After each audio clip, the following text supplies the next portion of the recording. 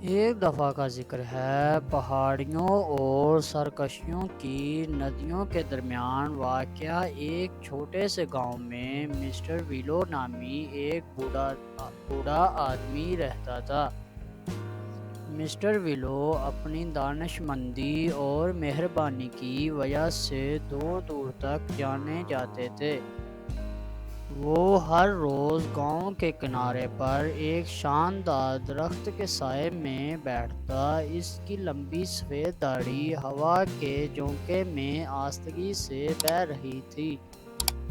اب یہ درخت کوئی عام درخت نہیں تھا، یہ ایک جادوئی درخت تھا جسے اوک کہا جاتا ہے۔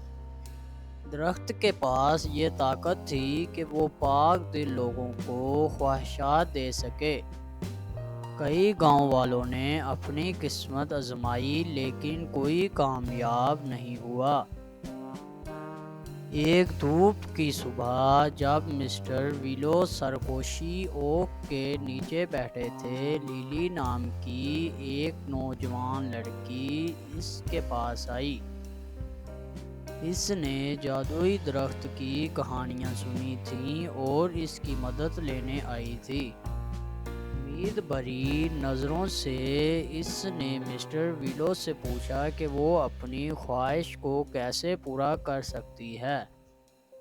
مسٹر ویلو لیلی کو دیکھ کر نرمی سے مسکرائے اور اسے اپنے پاس بیٹھنے کا اشارہ کیا۔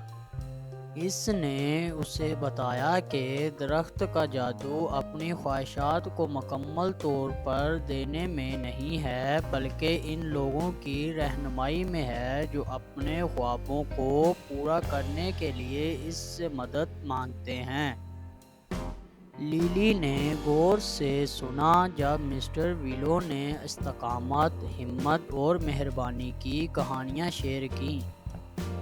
اس نے اسے بتایا کہ حقیقی جادو اپنے اندر موجود ہے۔ اسے یقین میں کہ اگر کوئی خواب دیکھنے کی ہمت کرے اور اسے سچ کرنے کے لیے سخت محنت کرے تو کچھ بھی ممکن ہے۔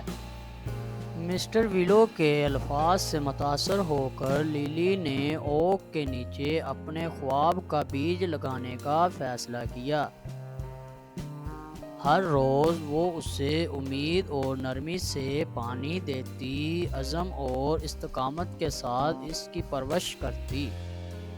موسم گزرتے گئے اور چھوٹا سا بیج ایک پودا بن گیا، اٹل عزم کے ساتھ آسمان کی طرف جا رہا ہے۔ لیلی خوف سے دیکھتی رہی جب اس کا خواب جڑ پکڑتا اور پھلتا پھولتا جادو کے درخت کی نرمی سرکوشیوں کے ذریعے رہنمائی کرتا۔ ایک دن جیسے ہی سرکوشی کے بلوط نے اپنے پتوں کو ہوا میں جھنجھوڑا، ایک چمکتی ہوئی روشنی نے لیلی کو لپیٹ لیا۔ اس کے دل کو گرمی اور خوشی سے بھر دیا۔ اس لمحے میں اسے احساس ہوا کہ اس کی خواہش پوری ہو گئی ہے، کسی جادوئی منتر کی وجہ سے نہیں بلکہ اس طاقت اور ہمت کی وجہ سے جو اس نے اپنے اندر پائی تھی۔